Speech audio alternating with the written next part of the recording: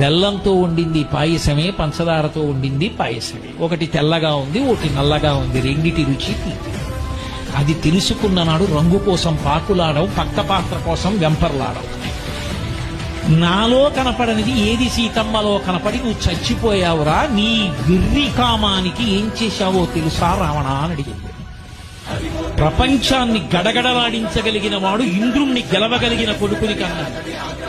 నీ కామానికి పరకాంతని తెచ్చి కొడుకుని యుద్ధానికి పంపి చంపేశావు. నా కొడుకుని, నీ తమ్ముణ్ణి చంపేశావు, కుంభకర్ణుణ్ణి. ఇప్పుడు నువ్వు చచ్చిపోతే నీ తమ్ముడు విభీషణుడు నీ తలకొరివి పెడతాడు. రేపు నీ చచ్చిపోతే నాకు తలకొరివి పెట్టే కొడుకుని మిగల్చకుండా చచ్చిపోయిన దౌర్భాగ్యుడా, నీ కామం నిన్ను చంపింది. చెప్పరా సీతమ్మ ముందు సుందరకాండలో? ఒళ్ళు దగ్గర పెట్టుకోకపోతే అన్ని వేళలా వయసు ఉంటుందా, అన్ని వేళలా శరీరంలో ఓపిక ఉంటుందా? ఎంత తేలికగా ఓపిక ఉంటుందో